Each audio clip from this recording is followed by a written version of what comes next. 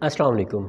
मैं डॉक्टर अफजल हूं और आज इस वीडियो में हम ऑफिशियल कम्युनिकेशन को कवर करेंगे। अब आप लोग शायद कंफ्यूज हो रहे होंगे कि सर कभी फॉर्मल, कभी इनफॉर्मल, कभी ओरल, कभी रिटन, ये इतने सारे कम्युनिकेशन की टाइप की बात कर रहे हैं, तो शायद आप कंफ्यूज हो रहे होंगे कि ये अब ऑफिशियल कम्युनिकेशन कहाँ से आ गई। देखिए, दोबारा से मैं थोड़ा सा समराइज़ करके देता हूँ कि जब भी आप अपना मैसेज किसी को कन्वे करते हो ना, किसी के साथ बात करते हो, आपने किसी को समझाना है, कुछ बात कहनी है, तो या तो आप अल्फाज का इस्तेमाल करते हो, वर्ब्स का इस्तेमाल करते हो, या तहरीरी तौर पे या बोल कर, ये वर्बल कम्युनिकेशन हुई। और दूसरी बात ये है कि आप जस्ट इशारा करते हो, आप फेस एक्सप्रेशन, कोई जेस्चर देते हैं, ठीक है, आप आंखों से उसको समझा देते हो, आप किसी ख़ास टोन से समझा देते हो, तो ये नॉन वर्बल कम्युनिकेशन है। इसके अलावा इसको हम फॉर्मल और इनफॉर्मल कम्युनिकेशन में तकसीम करते हैं। फॉर्मल कम्युनिकेशन जो इदारे के दरमियान किसी ऑर्गेनाइजेशन में होती है। इनफॉर्मल कम्युनिकेशन वो है जो हम अपने दोस्तों के साथ, कोवर्कर के साथ, कलीग के साथ, घर में, कहीं गली में ग्रुप्स के साथ बैठ के जो बात करते हैं वो होती है। तो ये जो फॉर्मल कम्युनिकेशन होती है ना, ये किसी इदारे या इदारे के दरमियान जो बात होती है, ऑफिशियल्स के साथ जो बात होती है, आप किसी को जो आपके इर्द गिर्द अथॉरिटीज़ हैं, किसी को आप दरख्वास्त देते हो, तो ये सारी फॉर्मल कम्युनिकेशन में आ जाती हैं। जो ऑफिशियल कम्युनिकेशन है, ये फॉर्मल कम्युनिकेशन ही है। ऑफिशियल कम्युनिकेशन से मुराद हम यहाँ पे ये लेते हैं कि जो ऑफिसेज़, जो दफातर आपस में कम्युनिकेट करते हैं, एक दफ्तर दूसरे दफ्तर को लेकर है, एक ऑफिशियल जो है वो दूसरे ऑफिशियल को लेकर आए, ठीक है, एक डिपार्टमेंट दूसरे डिपार्टमेंट को लेकर आए, तो वो आपस में किस तरह कम्युनिकेट करते हैं, उसका तरीक़ाकार क्या है, उसका जो है वो स्ट्रक्चर क्या है, तो वो हम यहाँ पे देखते हैं। चूँकि ये एक फॉर्मल कम्युनिकेशन होती है, तो पहले हम देखते हैं कि जो फॉर्मल कम्युनिकेशन है ना, तो फॉर्मल कम्युनिकेशन किस तरह डिफरेंट हो सकती है इनफॉर्मल कम्युनिकेशन से।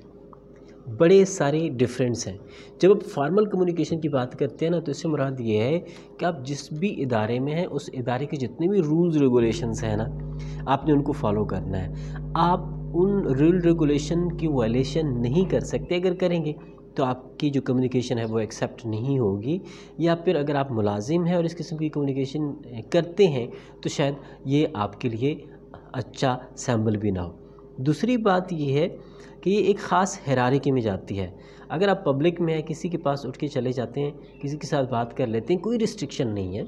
लेकिन जब आप फॉर्मली किसी से बात करते हैं, तो एक ख़ास हायरार्की होती है कि पहले आपने किसी से बात करनी है, आपका जो अल्टीमेट बॉस होगा वो नेक्स्ट बॉस से बात करेगा, या वो कम्युनिकेशन जो है वो पास करेगा।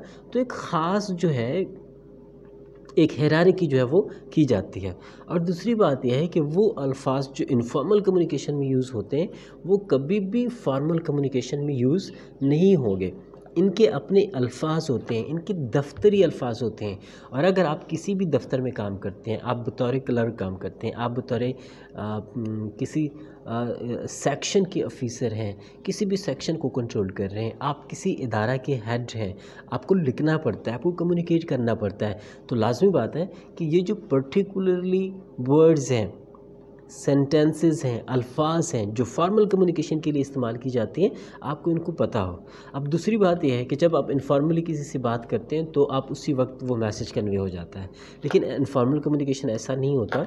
एक ख़ास कोड ऑफ कंडक्ट इस्तेमाल किया जाता है, फॉर्मेलिटीज़ इस्तेमाल की जाती हैं, उसी फॉर्मेलिटीज़ के मुताबिक जो है वो आपका जो मैसेज है वो नेक्स्ट लेवल तक पहुँचता है। दूसरी बात है, इनफॉर्मल कम्युनिकेशन जो है वो एक पोलाइट अंदाज में अमूमन बात की जाती है, कर्टिसी में बात की जाती है। लेकिन जो फॉर्मल कम्युनिकेशन अमूमन होती है ना, वो लाजमी नहीं है कि इनफॉर्मल कम्युनिकेशन की तरह कर्टिसी उसमें हो, शाइस्तगी उसमें हो, क्योंकि वो एक हुक्मनामा भी हो सकता है जिसमें एक नेक्स्ट बंदे को डायरेक्ट किया जाता है। और जिस तरह मैंने बताया कि जो लाजमी है ना, वो आपने रूल्स अप्लाई करने हैं, जो नॉन फॉर्मल कम्युनिकेशन है उसमें ये नहीं होते। अब फॉर्मल कम्युनिकेशन, चूँकि हम ऑफिशियल कम्युनिकेशन को डिटेल से देख रहे हैं, तो जो फॉर्मल कम्युनिकेशन है, जो ऑफिशियल कम्युनिकेशन है ना, जो इदारों के दरमियान होती है, उसको फर्दर कैसे कैटेगराइज करते हैं?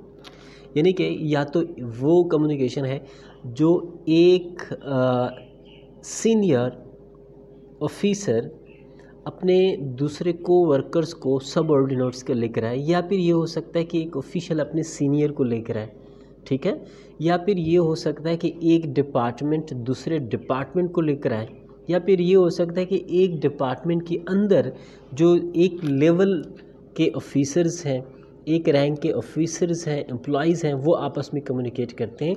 तो ये डिफरेंट टाइप्स हैं और इन डिफरेंट टाइप के डिफरेंट रूल्स हैं, डिफरेंट कंडक्ट्स हैं जिसके मुताबिक ये लिखा जाता है। पहले बात करते हैं डाउनवर्ड कम्युनिकेशन की, जो अमूमन वो लेटर जो हमें दफ्तर में मिलते हैं, यानी हमारी हाई अथॉरिटीज़ या तो हमें कोई इंस्ट्रक्शंस भेजती हैं, या हमसे कोई रिपोर्ट तलब करती हैं, या फिर हमें कोई ऑर्डर्स देती हैं। तो इस किस्म की जो कम्युनिकेशन होगी ना, वो डाउनवर्ड कम्युनिकेशन होगी। दूसरी होती है अपवर्ड कम्युनिकेशन। अपवर्ड कम्युनिकेशन से मुराद ये है कि जो लोअर लेयर के लोग हैं, जो प्राइमरी लेयर के लोग हैं, जो सब ऑर्डिनेट्स हैं, जब वो अपने नेक्स्ट अथॉरिटीज़ को लिखते हैं तो वो अपवर्ड कम्युनिकेशन होगी। लाजमी बात है वो अल्फाज जो ऑफिसर अथॉरिटी अपने सब ऑर्डिनेट्स के लिए इस्तेमाल करता है, सेम वही तरीक़ाकार सब ऑर्डिनेट्स तो इस्तेमाल नहीं कर सकते ना कि अथॉरिटी के साथ कम्युनिकेट करें, हाई अथॉरिटीज़ के साथ कम्युनिकेट करें। तो ये डिफरेंट एक स्ट्रक्चर है, एक डिफरेंट वर्ड्स हैं, डिफरेंट एक स्टाइल है जिसमें लिखा जाता है। आप जब लिखते हो तो आप कोई दरख्वास्त करते हो, आप कोई चीज़ रिपोर्ट करते हो, और जो हाई अथॉरिटीज़ डाउनवर्ड कम्युनिकेशन में लिखती हैं तो लाज़मी बात है या तो वो कोई ऑर्डर्स देती हैं, या फिर कोई इंस्ट्रक्शंस आपको कन्वे करती हैं, या फिर आपको कोई एक ख़ास टास्क असाइन किया जाता है। तो ये डिफरेंट है। एक है horizontal communication. Horizontal communication word से ज़ाहिर है कि एक इदारा है और इसी इदारे के सेम लेवल के ऑफिसर्स हैं, यानी कि एक पुलिस स्टेशन दूसरी पुलिस स्टेशन के साथ कम्युनिकेट कर रहा है, वहाँ पे जो ऑफिसर्स हैं, या एक स्कूल का इदारा दूसरे स्कूल के इदारे से कम्युनिकेट कर रहा है, या एक डिस्ट्रिक्ट का ऑफिसर दूसरे डिस्ट्रिक्ट के ऑफिसर के साथ सेम रैंक पे ये कम्युनिकेशन हो रही है, तो उसको हम हॉरिजॉन्टल कम्युनिकेशन बोलते हैं। एक होती है क्रॉस या डायगोनल क्रॉस वाइज कम्युनिकेशन। अब जो डायगोनल कम्युनिकेशन है उससे मुराद ये है कि एक डिपार्टमेंट दूसरे डिपार्टमेंट के साथ कम्युनिकेट कर रहा है, यानी कि जो हेल्थ डिपार्टमेंट है वो एजुकेशन डिपार्टमेंट के साथ कम्युनिकेट कर रहा है, एजुकेशन डिपार्टमेंट जो है वो रेवेन्यू डिपार्टमेंट से कम्युनिकेट कर रहा है, या एग्रीकल्चर डिपार्टमेंट के साथ कम्युनिकेट कर रहा है। अब यहाँ पे जो रूल्स रेगुलेशंस हैं वो डिफरेंट होंगे। जो डाउनवर्ड था वो सिर्फ और सिर्फ अपने सबऑर्डिनेट को लिख रहा था, अपवर्ड था तो वो सिर्फ अपने हायर अथॉरिटीज़ को लिख रहा था। जो हॉरिजॉन्टल था उसमें एक ही डिपार्टमेंट के सेम रैंक के ऑफिसर एक दूसरे को लिख रहे थे। लेकिन जो डायगोनल कम्युनिकेशन है ना, इसमें चूँकि आप एक दूसरे डिपार्टमेंट को लिख रहे हो तो लाजमी नहीं है कि सेम रैंक हो, क्योंकि वो अलग डिपार्टमेंट है, ये अलग डिपार्टमेंट है। तो एक पोजीशन का बंदा दूसरी पोजीशन को लिख रहा है तो ये मैटर नहीं करता कि आप किस रैंक के बंदे को लिख रहे हैं। तो यहाँ पे जो रूल्स रेगुलेशंस होंगी वो लाजमी बात है डिफरेंट होंगी।